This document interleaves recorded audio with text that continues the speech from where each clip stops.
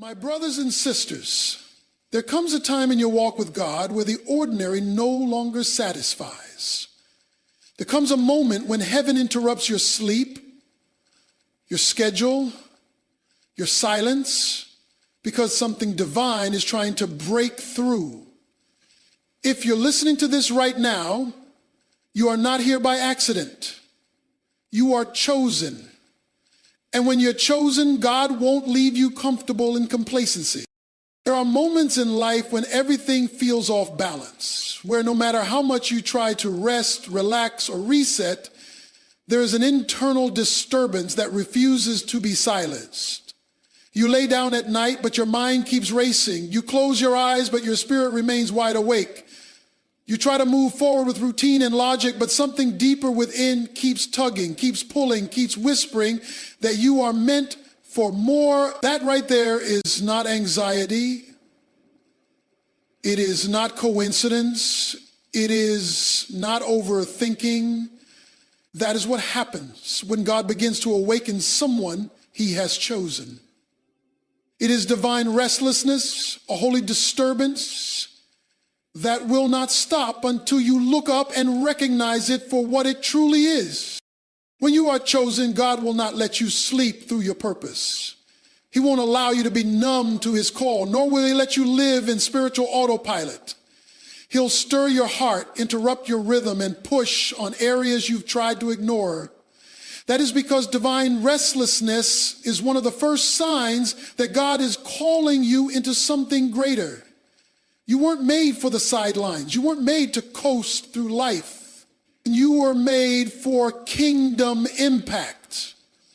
And when you forget that, or when you've yet to realize it, God steps in with the kind of divine disturbance that keeps you spiritually awake until you see what he's trying to show. In Scripture, we see example after example of this kind of spiritual awakening. Take young Samuel, for instance. He was living in the temple, sleeping by the ark of God, but one night God spoke, and Samuel could not rest until he responded. The voice of God came to him multiple times, not in the daylight, not during a worship service, but in the quiet of the night. That's often how God moves when you're chosen. He won't wait until you're ready. He'll interrupt you while you're lying down, thinking all is well. Why? Because he knows you've been set apart for something sacred. And it's time you realize it too. You may be wondering why your peace has been disturbed. Why can't you settle down like everyone else? Why do you feel like something is missing even when things look good on the outside? That is because your spirit is awake, even if your mind hasn't caught up yet. Your spirit knows there is more. Your spirit knows that heaven is trying to get your attention. You can't sleep not because of what's going on around you, but because of what's going on within you. That divine restlessness is proof that God has placed something inside of you that cannot be silenced by distraction or comfort. The more you ignore it, the louder it becomes. The longer you delay, the more intense it grows. This is what happens when God has something urgent to say to someone who is chosen. Many times we ask God to speak to us, to lead us, to show us the way. But then we're surprised when he actually does, especially when he does it by shaking us up. We expect God's voice to sound like peace, like ease, like clarity. But sometimes his voice comes through discomfort. Sometimes he speaks by shutting down what used to work. Sometimes he speaks by letting things fall apart so he can guide you toward what truly matters. The path of the chosen is rarely calm in the beginning. It begins with a fire in the soul that refuses to go out. And that fire often begins with a restless night. There is a unique pressure that comes with being called. You can't do what everyone else does. You can't settle where everyone else settles. You can't ignore what everyone else ignores. You are marked. You are set apart. And because of that, your sensitivity to spiritual things is different. You feel it when something's off. You sense when God is speaking, even if you don't have the full understanding yet. That's because the divine restlessness you're experiencing is tailor-made for your calling. It's not a burden. It's a signal. It's not a punishment. It's a preparation. Don't mistake your sleepless nights for weakness. Don't see your inner struggle as failure. What you're going through is a spiritual awakening.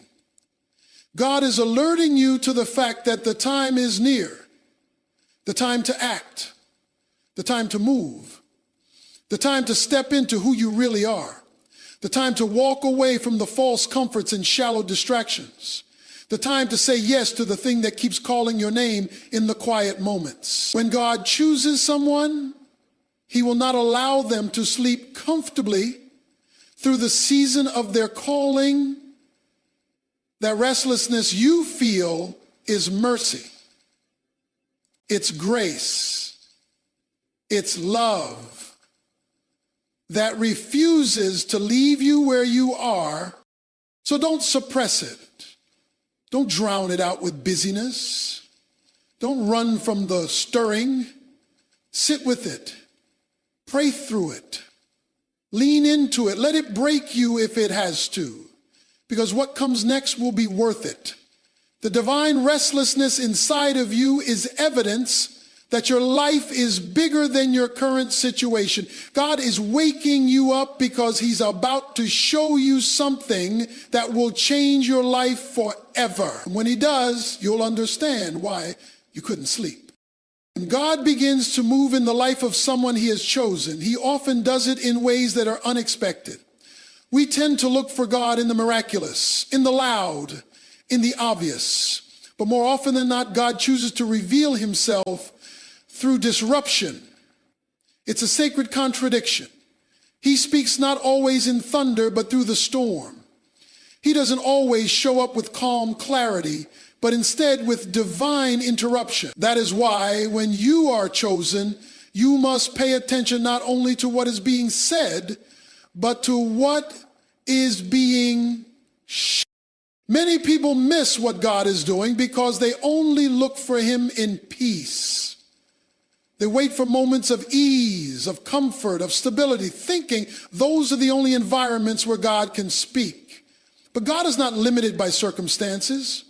He is not restricted to the sanctuary. He doesn't need a quiet room or a spiritual retreat to make himself known. He speaks through changes. He speaks through inconveniences. He speaks through what doesn't go according to plan. And for the chosen, these disruptions are often divine signals that something greater is being arranged behind the scenes. Take Moses, for example. God didn't speak to him when he was settled in the palace of Egypt. God waited until he was wandering in the wilderness. Then in the middle of his ordinary day, God disrupted his path with a burning bush. It wasn't just about fire, it was about interruption. Moses had walked past bushes before, but this one didn't burn up. It was different. And because it was different, it drew his attention. God used that disruption to speak destiny into his life. When you are chosen, the disruptions in your life are often doorways to deeper purpose. That job that didn't work out, the friend who left without warning, the opportunity that slipped through your fingers, all of these may have been divine setups to reroute you toward the will of God. But if you only see the surface, you'll miss the significance. If you only focus on the frustration, you'll miss the faith lesson hidden in the trial. Chosen people learn to interpret disruption as direction. They learn to ask, not why is this happening to me, but Lord, what are you trying to show me in this? The chosen can't afford to ignore spiritual patterns. When God is trying to get your attention, he will disturb your environment. He will shake what you thought was stable. He will close doors you were convinced would stay open. And it's not because he's punishing you. It's because he's prioritizing your purpose. Comfort rarely leads to growth. Sometimes the greatest act of God's love is when he won't let you remain where you were never meant to stay. Disruption is his way of moving you when you've gotten too comfortable in the wrong place. Think about Jonah. God told him to go to Nineveh, but Jonah ran in the opposite direction. He bought a ticket, boarded a ship, and tried to run from the presence of God. But the moment Jonah tried to rest in disobedience, God sent a storm. That storm disrupted the entire voyage, not to harm Jonah, but to wake him up.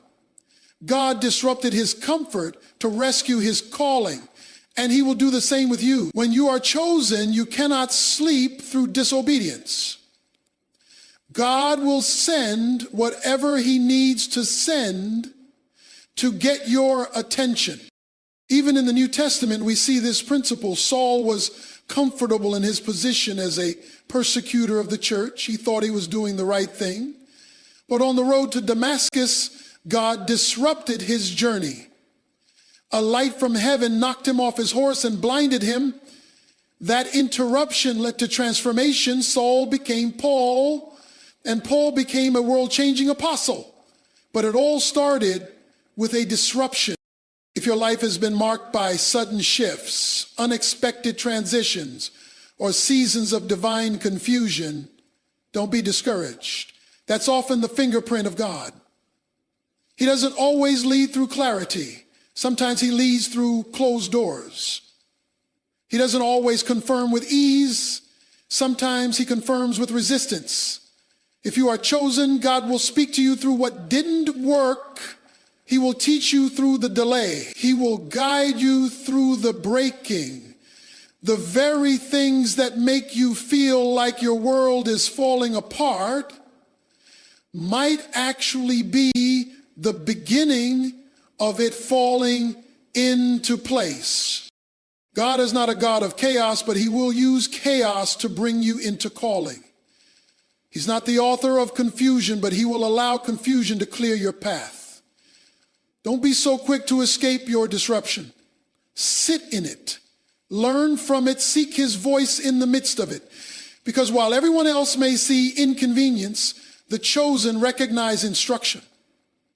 And when you recognize that God speaks through disruption, you stop resisting what's being shaken and start receiving what's being revealed. The ones God chooses will never be allowed to stay stuck in what no longer serves their purpose. He will disrupt your plans to align you with his. He will interrupt your comfort to birth your calling. And when you begin to recognize the voice of God in disruption, you will no longer fear change, you will embrace it, knowing that every divine interruption is a setup for spiritual elevation. When a person is chosen by God, comfort is no longer the goal. Obedience is. Purpose and comfort are rarely found in the same place. And for those God calls into divine assignment, he will often require them to walk a road that challenges, stretches, and even disturbs their sense of ease. It's not because God delights in your discomfort, but because your comfort zone is too small to contain your calling. You cannot walk in destiny and cling to convenience at the same time. So when you're chosen, your life will often be marked by tension. The tension between where you are and where God is calling you. And God will allow that tension to grow until you realize that comfort must give way to calling.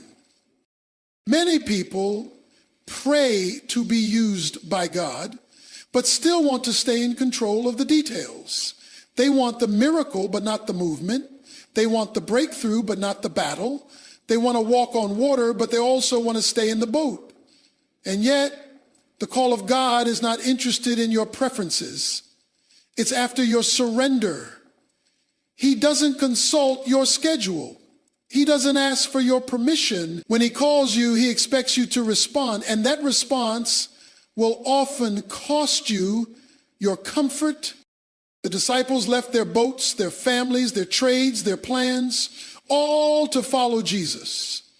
He didn't offer them luxury, he offered them legacy. He didn't promise them ease, but he did promise power. They stepped into purpose by stepping out of everything familiar. That is the price of being chosen. God will never force you, but he will confront you. He will place before you the undeniable truth that you cannot stay where you are and go where he's taking you. He will show you that what you're holding on to may be the very thing keeping you from experiencing his power in your life. When God places a calling on someone, that calling will begin to conflict with their comforts. The things you used to tolerate will begin to irritate you. The circles you used to fit into will no longer feel like home. The habits you once found harmless will suddenly feel heavy. That's not you becoming strange. It's you becoming sanctified. God is rearranging your appetite. He's shifting your desires. He's pressing you out of old patterns and pushing you into purpose. The more he reveals your calling, the more he disrupts your comfort. Abraham had to leave his homeland without a map. Ruth had to abandon her past to walk into a future she couldn't predict. David was called from the field to fight a giant before he ever sat on a throne. Esther had to risk her life before she could save her people. Over and over again, we see a pattern. God's chosen don't live in the safety of their comfort zones. They step into the unknown, not because it's easy, but because God is there. If you find yourself in a season where things you once enjoyed no longer fulfill you, that's a sign that your comfort has expired. God will allow discomfort to increase until you can no longer ignore his direction. What used to be enough no longer satisfies, because your spirit is growing and your calling is maturing. It's like spiritual growing pains. You can't stay where it's safe when your assignment demands that you move. And if you don't move willingly, God has a way of shaking things until you have no choice but to let go of the temporary for the sake of the eternal. This is why many people experience frustration during the early stages of their calling. It's not because they are doing something wrong. It's because they are trying to do something right while holding on to what God told them to release. You can't carry the old and embrace the new at the same time.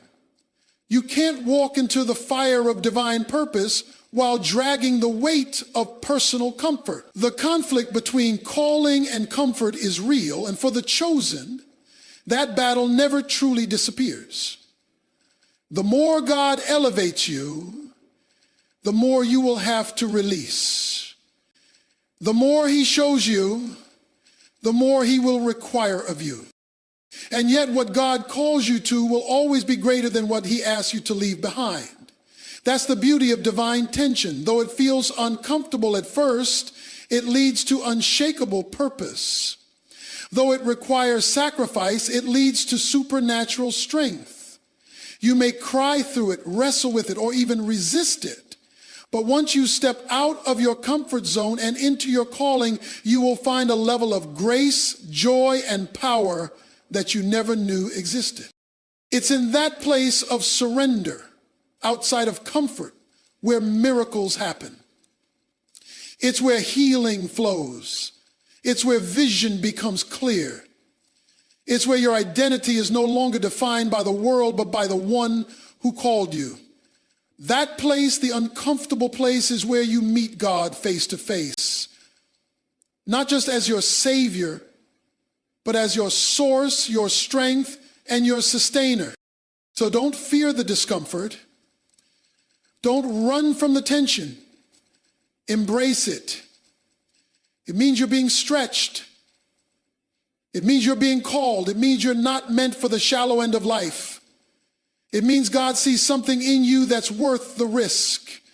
When comfort clashes with calling, always choose calling, because in that choice, you will find the very life you were created to live. There comes a moment in the life of every chosen one when they realize that what once fit them no longer does. It's not that something is wrong, it's that something has shifted. You look around at the people you've always been with, the places you've always gone, the habits you've always entertained, and suddenly they feel unfamiliar, too small, or even burdensome. This is not just emotional or mental change. It is spiritual. God begins to unearth your attachments to environments, relationships, and cycles that no longer align with the destiny He's prepared for you. When you are chosen, you will no longer be able to fit where you don't belong. And He will not let you force your way back into spaces that were never built for where you're going. This shift can be uncomfortable. It can be confusing. You may find yourself asking, why do I feel disconnected from the people I love? Or why does a job I used to enjoy feel like a burden now? You may even grieve what's being left behind, but that grief is a signal that you're growing. God is not trying to punish you. He's preparing you. Separation is not rejection, it's redirection. He removes you from what no longer serves your purpose so you can step fully into what does. The frustration you feel isn't failure. It's a divine warning sign that your spirit has outgrown your current assignment. Look at the life of Joseph. He had to be removed from his family to fulfill his destiny. Though the betrayal of his brothers was painful, it was necessary. Had he stayed in the same place, he would have never stepped into the palace. He was chosen to lead, and that leadership could not be developed in an environment that resented his dreams. But through it all, Joseph kept growing, kept trusting, and eventually stood in the place God had shown him long before that process began, when he could no longer fit where he had been. When God calls you out of one season and into another, He doesn't always do it gently. Sometimes He makes you so uncomfortable in your current space that you are forced to leave. He lets the conversations shift. He allows relationships to fade. He lets what once brought you joy start to feel like weight. These moments are not signs of defeat. They are indicators that you're being repositioned. And when you try to go back, it doesn't work anymore. It's like trying to wear shoes that are 2 sizes too small. You've outgrown what used to carry you. Many times, the chosen struggle in this season because they feel like something is wrong with them. But the truth is, God is simply making room for the new. He can't pour fresh wine into old wineskins. He can't bless the new while you're still clinging to the old. If you try to force yourself to fit where you no longer belong, you'll feel the conflict deep in your soul. Your peace will disappear. Your clarity will get clouded. That's not spiritual warfare, it's spiritual misalignment. When God is pulling you forward and you're anchoring yourself in the past, tension is inevitable. This is also why some people walk away from you without explanation. It's not always about betrayal. Sometimes it's divine editing. God will remove characters from your story who no longer contribute to your future. And it will hurt at first because you thought they'd be there forever. But you'll come to see that their departure was a blessing in disguise. You couldn't take them where you were going. They were attached to your history, not your destiny. You're not being abandoned. You're being advanced. And it's not just people, it's mindsets too. When you're chosen, God will begin to shift the way you think. He'll challenge old mentalities that used to govern your decisions. He'll push you to dream bigger, believe deeper, and act bolder. And when you try to live with old thinking in a new season, it'll feel like spiritual suffocation. What used to make sense will feel shallow. What used to satisfy will feel empty. This is the evidence that you're being transformed from the inside out. The reason you can't go back isn't because you're arrogant. It's because you're aware. You're aware of the calling. You're aware of the shift. You're aware that staying would mean settling. And that's something a chosen one cannot afford to do. God has revealed too much. He has stirred your spirit too deeply He has shown you glimpses of your potential. And now that you've seen it, going back to smallness is no longer an option. So when you feel like you don't fit in anymore, don't panic. Praise. That's a sign of spiritual progress. It means you're on your way. It means the old you is dying so the new you can rise. It means God is creating space for something greater. And yes, it may be lonely for a season. Yes, you may not be able to explain the shift to everyone. But the discomfort of transition is always worth the reward of transformation. God will not let you stay in a place that can't carry your purpose. You are chosen, and chosen people don't fit just anywhere. They fit exactly where God plants them for kingdom impact. When God calls someone as his chosen, he does not just give them clarity about the destination, he gives them sensitivity to his voice. The ability to discern his guidance becomes a critical part of their journey. For the chosen ones, God won't allow life to continue in ignorance or spiritual deafness. He will begin to sharpen their discernment until they learn to recognize his voice in every situation. That is why once you are marked by God, you can no longer ignore the prompting of the Holy Spirit. You can no longer dismiss divine nudges as coincidence. He will wake you up in the middle of the night. He will trouble your spirit about decisions others take lightly. He will convict you when you try to go along with what seems comfortable. It is because he is fine-tuning your hearing for the sake of your calling. Discernment is not just about right or wrong. It's about right versus almost right. The chosen cannot afford to walk in assumption. What works for others might not be allowed for you. Where others have peace, you might feel unrest. Where others see opportunity, you may sense danger. That's not paranoia, it's protection. God is teaching you to hear beyond what's visible. He is pulling you into a place of deep awareness so you won't be fooled by appearances. It's because your assignment is too significant to be compromised by distractions or deception. He knows that your future depends on decisions made now. And he will not let you move blindly when he has already made provision for vision. In seasons like this, obedience becomes more important than understanding. God may speak something to you that doesn't make sense to your logic. He may tell you to walk away from something that looks promising. He may lead you into a situation that looks uncertain. But chosen people learn that clarity often follows obedience, not the other way around. God doesn't explain every detail up front because he wants you to trust his character even when you can't see his plan. It's about learning to walk by faith, not by sight. And the more you trust, the more clearly you hear. This is why many chosen individuals experience isolation. It's not always that people are against you, it's that God is setting you apart to strengthen your ear. When you're surrounded by noise, it's hard to recognize God's whisper. So he'll remove the noise. He'll take you into quiet places where the only voice you can lean on is his. You may not understand why certain relationships fall away, why certain doors close, or why certain paths get blocked. But later you'll realize that those were the very things that gave you space to hear him more clearly.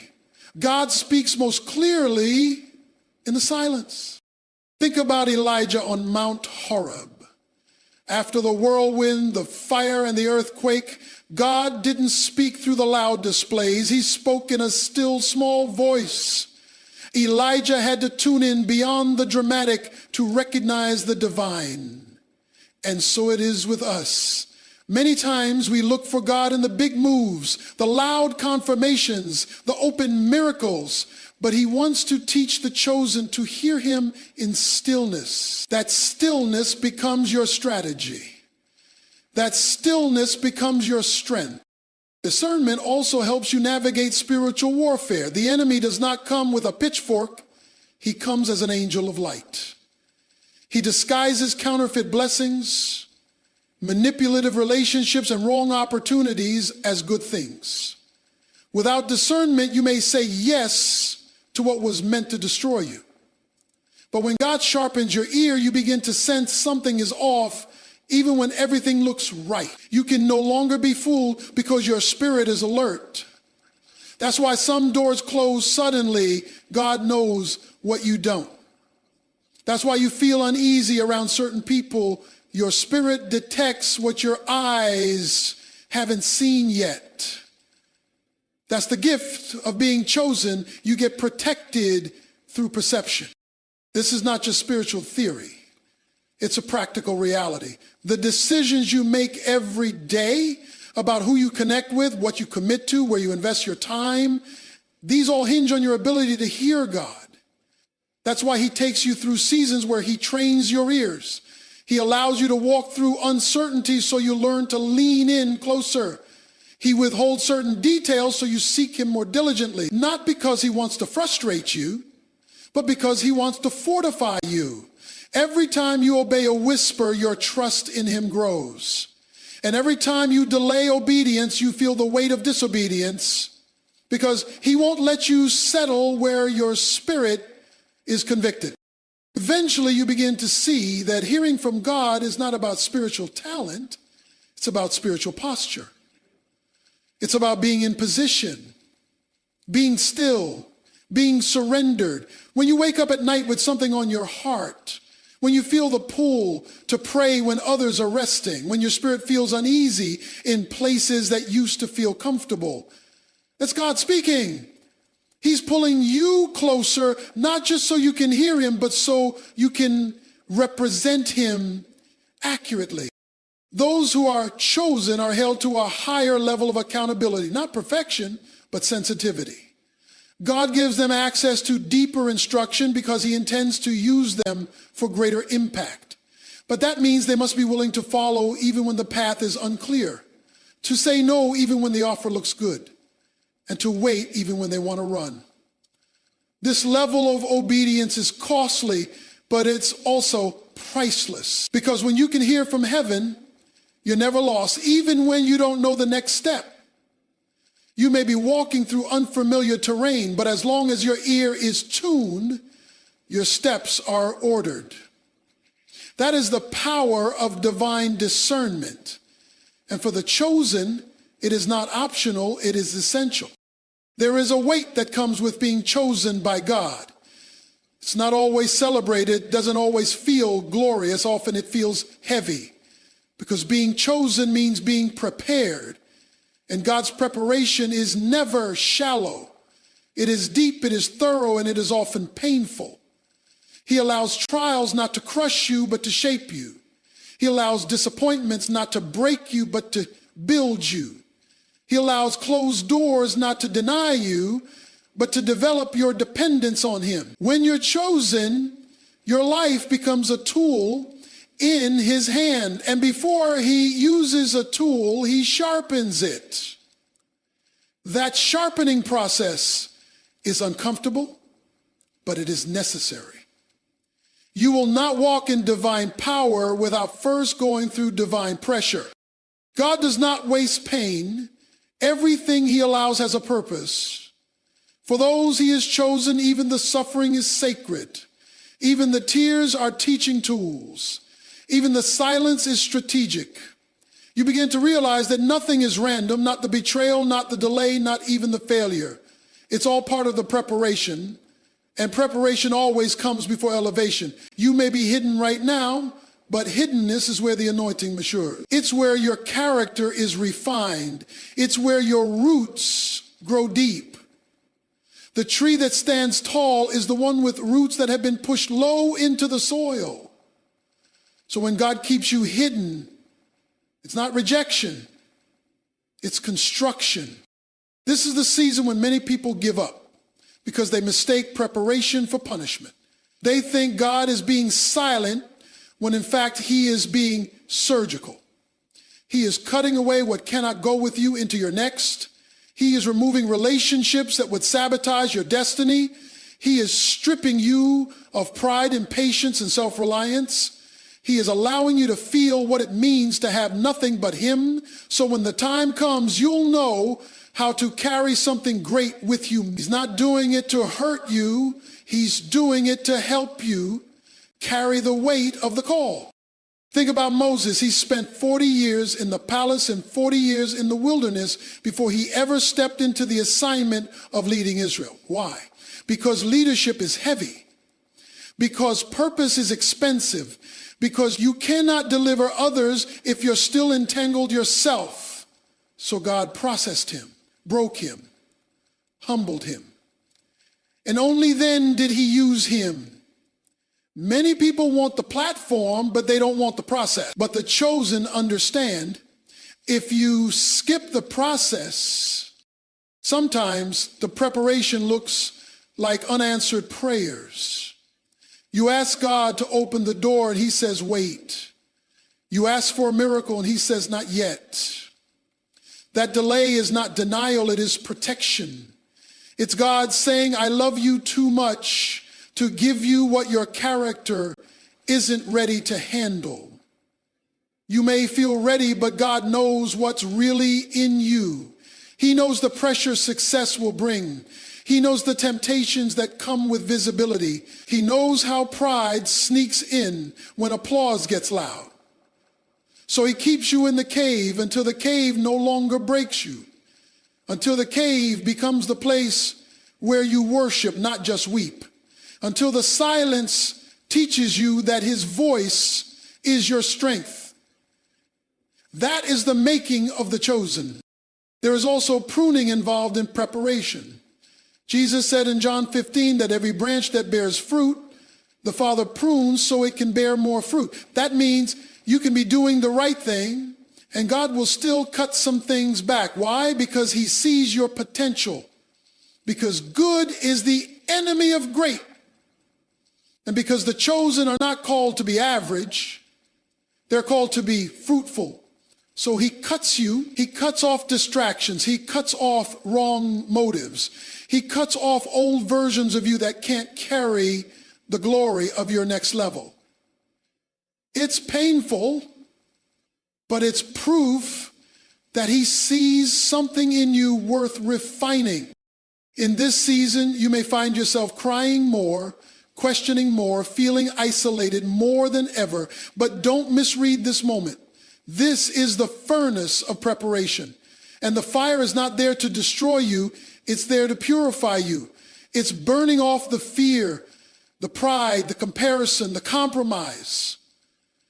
It's making sure that when you walk into your assignment, you don't just carry the gift, but you carry the heart of God with it. Because the chosen are not just called to perform, they're called to transform. And that transformation starts in them before it happens through them.